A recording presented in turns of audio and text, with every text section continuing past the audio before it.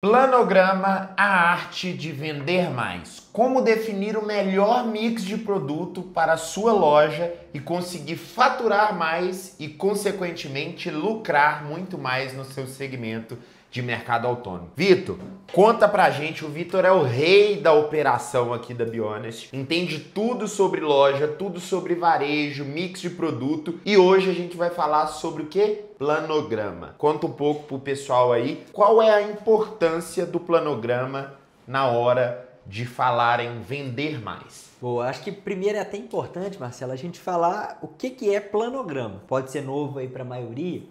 E eu gosto sempre de começar a fazer um paralelo que o planograma, ele é a receita do bolo.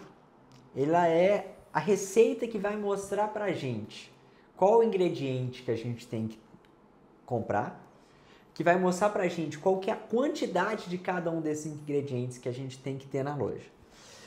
E só que esse planograma, além de definir o produto e a quantidade, a gente também vai falar do preço, tá? E basicamente são esses três pontos aqui que ele envolve esse planograma nosso. Então o planograma nada mais é do que o cardápio da loja. Então vai ter lá qual produto, vai ter a quantidade, vai ter o preço. Boa. E por que isso a gente sempre gosta de colocar que o planograma ele nada mais é do que o cérebro da nossa operação. Legal. É ele que vai definir qual produto que a gente vai ter na loja, qual que é a quantidade desse produto e qual que é o preço. E toda a operação que a gente vai ter depois, de reposição, de inventário, ele vai estar baseado no planograma. Depois a gente vai falar até aqui de alguns outros indicadores que vai estar tudo diretamente ligado para isso. Fala com o franqueado, quer ter sucesso no negócio? Acho que são dois pontos que são chave. Primeiro, controlar a perda, que é sensível. O segundo tenha um bom planograma. Tenha um mix de produto bom, aderente ao local e defina bem a quantidade de cada produto. Sim. Porque não pode nem ter produto de mais, nem produto de menos. Eu lembro até de uma vez que a gente viu uma tecnologia nova de IA que ela pegava e alterava a quantidade a abastecer de cada produto de acordo com um período de venda passado, né? E um dos grandes desafios que a gente encontrou para implementar essa tecnologia aqui dentro da Be-Honest foi justamente que ela aumentava e diminuía o estoque com muita frequência e muitas vezes ela errava a mão ou para cima ou para baixo. Por quê? Existem grandes variáveis, por exemplo, uma festa num condomínio, um churrasco, qualquer evento, um feriado no meio da semana. Então, qualquer evento que deturpava isso e que deturpa no mercado autônomo, tem que fazer com que a gente pense nesse planograma até com antecedência para se programar para isso também, né? Vamos falar primeiro de quantidade. Na sua opinião, para iniciar, qual que é a quantidade ideal? Eu sei que aqui os nossos franqueados, eles recebem essa quantidade, esse planograma padrão, né? Como que funciona esse início? E como que a gente trabalha esse padrão aqui dentro de é um condomínio classe A, um condomínio classe D? Como que é feito esses modelos de planograma aqui dentro? Tá. Então, vamos lá, pensando primeiro nessa linha que você falou da quantidade. Beleza. O que é um ponto muito sensível, né? Eu sempre falo para todo mundo, todo franqueado nosso aqui, que o dinheiro dele, no final das contas, vai estar no estoque. E cabe a gente controlar muito bem essa quantidade. Por quê? Vou fazer um paralelo aqui. Tem um negócio que ele é muito comum no varejo, que é um problema crônico do varejo, chama ruptura. Que é o cliente chegar lá e não ter o produto. E você já percebeu que o grande supermercadista, ele tem ruptura? Você fala assim, pô, acabei de sair aqui do Super Nosso, do Extra Bom, de algum varejista grande aí da sua região e não tinha Coca-Cola. Como que um varejista deste tamanho não vai ter uma Coca-Cola? Bom, são players que têm muito dinheiro, mas por que mesmo assim tem ruptura? Por um lado, eles até poderiam comprar lá, sei lá, deixar milhares de pallets de Coca-Cola por loja, para nunca faltar Coca-Cola. Mas por que eles não fazem isso? Porque quando você coloca um produto numa quantidade muito grande, o que acontece? Você acaba tendo muito dinheiro empregado dentro desse estoque. E isso vai afetar diretamente o ciclo financeiro da operação. E acaba que seu dinheiro todo o resultado que você vai ter, vai estar dentro do estoque e você não vai sentir isso no bolso. E além disso, o estoque alto né, ele também vai gerar, cedo ou tarde, um gasto de vencimento, vai ter produto vencendo. Por um outro lado, por que a gente não pode então ter produto demais, né, por causa desses dois efeitos? E essa questão aqui do produto de menos, qual que é o risco dele? Pô, quando o cliente ele chega, imagina que o cliente aí da sua loja, ele tá dentro da casa dele, vai começar o jogo, ele fala assim, nossa, vou lá na Bionas, porque lá sempre tem uma cervejinha gelada. E é o bebedor de Heineken, só bebe a Heineken. Aí ele vai, desce o elevador, chega na loja e não tem a Heineken. E o que é o problema? A gente gerou insatisfação do cliente, que muitas das vezes a gente perdeu, não foi a venda da Heineken dessa situação. A gente às vezes perdeu o cliente. A gente perdeu a venda das outras 80 Heinekens que a gente ia vender com ele. Você chegou lá, não tinha, ele já falou assim, ó, não posso contar. Esse não posso contar que é o que, ó, ferra. Exatamente. Né? Tem um estudo que mostra que recuperar um cliente que teve experiência negativa, ele pode ser até 7 vezes mais caro do que você captar um cliente novo. Sim. Então, a gente... Bom, vamos agora jogar esses dois paralelos aqui no nosso negócio. Nós não podemos nem ter estoque de mais, porque é grana parada e é vencimento, nem ter estoque de menos, senão vai ter ruptura, não vamos ter o cliente, não vamos vender.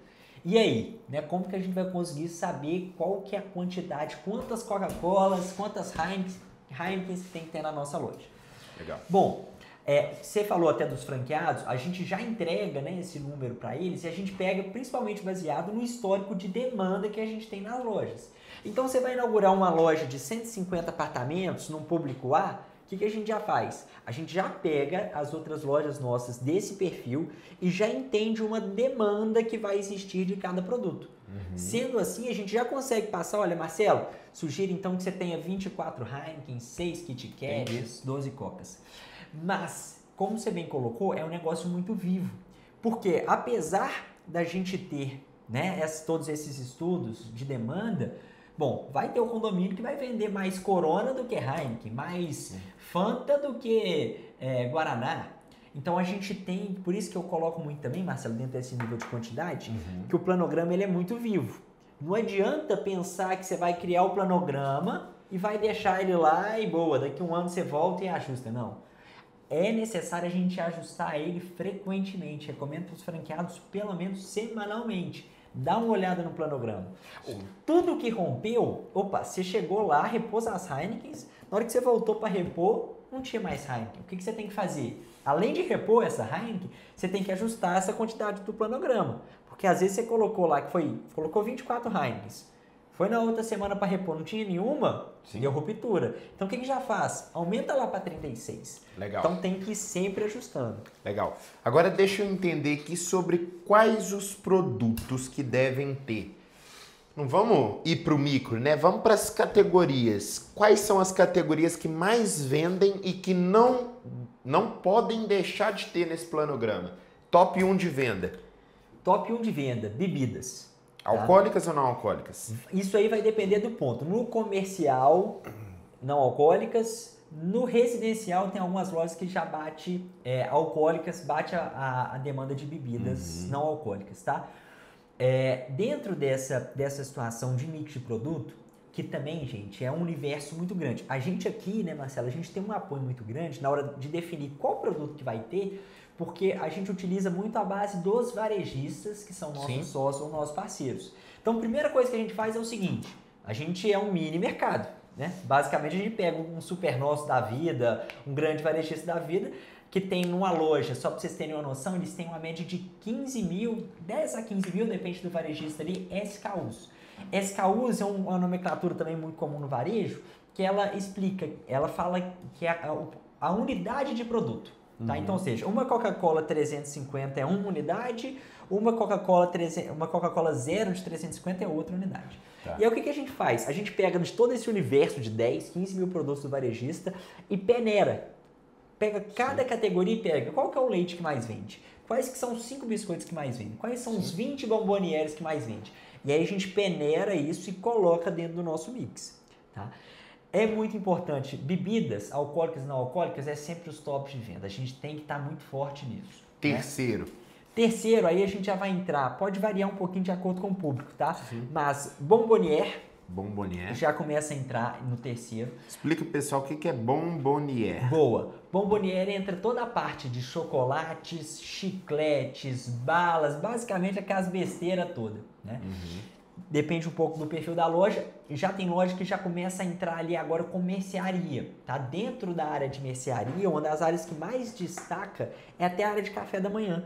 O mini mercado ele é visto muito para o cliente naquela situação de consumo de pegar lá o pão, o presunto, Legal. a mussarela, o leite, e ele já vai e já pega lá. E para fechar o quinto, sorvete picolé? Sorvete picolé, dependendo da região, isso aí alavanca. E aí tem outro que vai brigar muito, que é o snacks, né? Que são os petiscos, os salgadinhos, os tira-gostos, assim.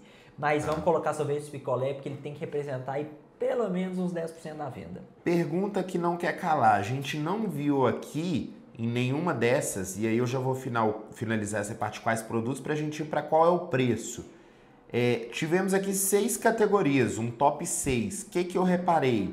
Aqui não tem duas coisas que eu queria discutir aqui. Primeiro, uma das coisas que eu queria entender aqui, que a gente já veio aqui de 1, 2, 3, 4, 5, 6 categorias. Tem duas que eu queria entender a sua opinião sobre elas.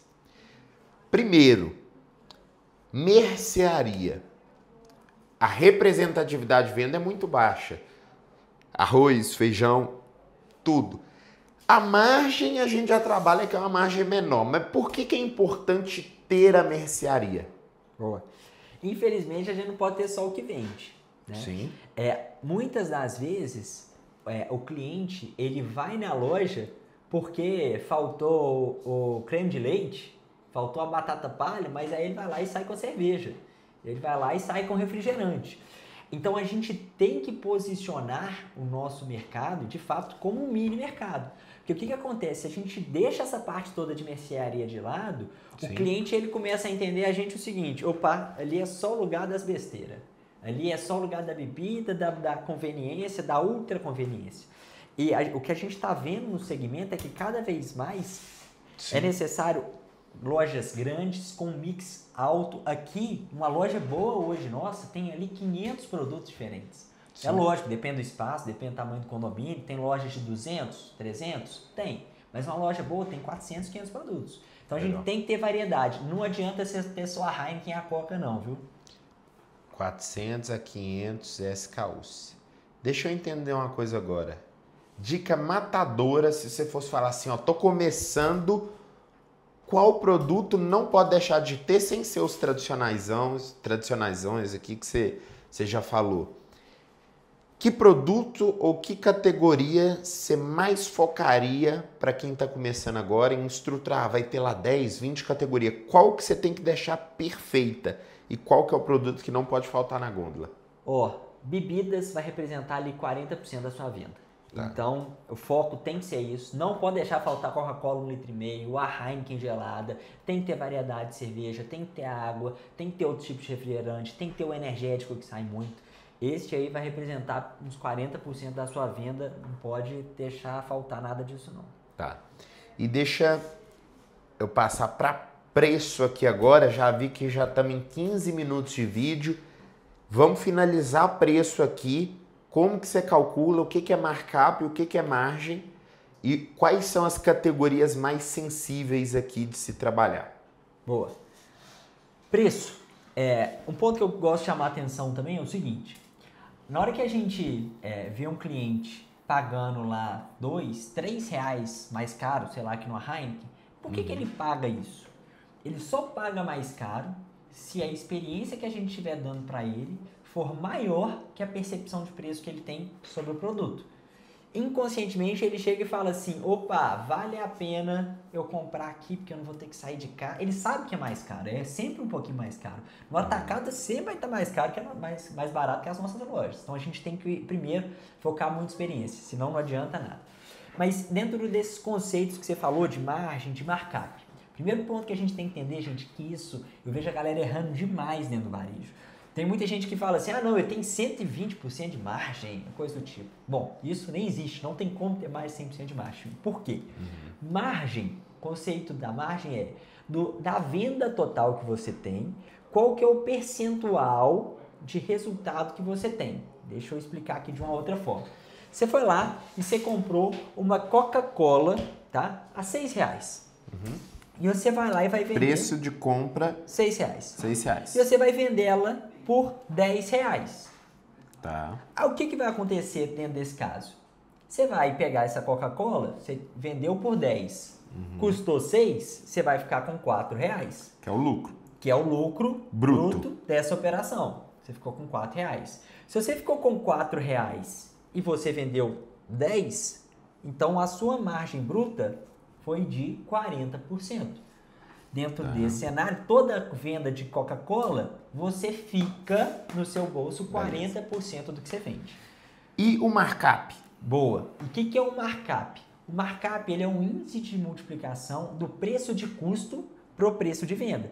Dentro desse caso aí, a gente pegou a Coca-Cola, que custou R$4, e a gente levou... R$6 custou. Perdão, R$6, e a gente levou para R$10. Aí o que aconteceu? Qual que é o fator que a gente multiplicou essa Coca-Cola?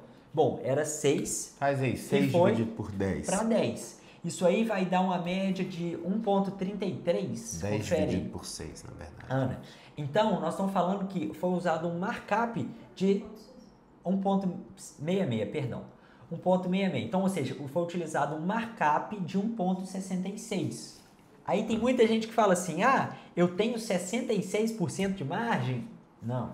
Você teve dentro desse cenário aqui 1,66 de markup e você teve dentro desse cenário 40% de margem. Boa, vamos para o planograma. Mostra para a turma aí na prática como que funciona. Boa. Vou pegar aqui, gente, dentro do nosso sistema, vou pegar um PDF qualquer aqui, só para a gente ter já essa dimensão, tá? O que acontece aqui? Dentro do planograma, percebe aqui que a gente tem todos os produtos que estão disponíveis na loja. Ele já mostra, deixa eu até abrir para ter uma variedade maior aqui, ó, qual que é a quantidade, qual o produto que, por exemplo, aqui está com estoque crítico. E aí, ó, vou dar um exemplo aqui de, vamos pegar um produto aqui, pegar o filtro de café. Dentro dessa loja está estipulado que tem que ter 2 unidades de filtro de café Melita, 103 unidades. E lá hoje tem 2. Então o estoque está completo. Agora, já o filtro de café aqui de 102 unidades, o que está acontecendo? Ele já está apitando para a gente que está crítico. Por quê? A gente parametrizou que lá tem que ter 2 filtros de café 102, só que só tem 1 unidade. Então, na hora que for fazer a reposição, ele vai pegar e vai completar um para o outro. Perfeito. Ele pega o nível par, pega o estoque atual. Tá. Se tem 1 no estoque atual e o nível par é 2, na hora de repor ele tem que completar o nível par para chegar nos 2. Última pergunta para a gente finalizar, porque a gente está entregando muito conteúdo gratuito aqui que o pessoal paga mais de 50 mil para receber, com a taxa de franquia para se tornar nosso franqueado. Por que as pessoas devem empreender com a Bionest e não sozinhos? O que a gente tem de diferencial quando se fala de varejo? Eu falo que a gente não faz nada de extraordinário. Sim. O negócio nosso é colocar o produto na gôndola, deixar no preço certo, no local certo e na quantidade certa. Só que, apesar de não ser nada de extraordinário, é complexo. São muitas coisas, são muitos produtos, são muitas situações. E a gente tem que estar preparado para todas elas. Hoje, a gente tem uma equipe de consultor que está com cada um dos franqueados passando exatamente isso aqui. Franqueado, você tem que aumentar o estoque desse produto. Franqueado, seu preço não tá bom nesse produto. Então, primeiro a gente tem essa atuação aqui de equipe de campo. E o segundo, a gente tem gigantes aqui por trás, que são os varejistas, que eles facilitam pra gente na definição do produto, ele facilita pra gente ter um bom preço de custo e ter um modelo operacional simplificado. Ele facilita pra gente na distribuição, então a chance de ruptura, né, dentro do modelo tradicional pode acabar sendo mitigado. Então esses são os principais pontos que a gente consegue entregar. Parece fácil, né? Nada de bicho de 7 cabeças, mas na hora que a gente vai pra prática é um conjunto de vários detalhes. E pro negócio acontecer tem que estar todos preenchidos, senão não dá tempo. Muito bom conteúdo entregue e a gente quer criar mais conteúdos para vocês aqui. Então deixa aqui nos comentários qual a sua dúvida para a gente gravar um vídeo e te explicar da forma mais simples possível como operar mercados autônomos. E se você que já opera mercado autônomo e está gostando do conteúdo, nós que somos uma referência do segmento de mercados autônomos aqui no Brasil, a gente tem muito a te agregar. Toda semana vídeo novo aqui no canal, se inscreva e vamos bater um papo. Chama a gente aqui, manda conteúdo que nós vamos responder. Valeu!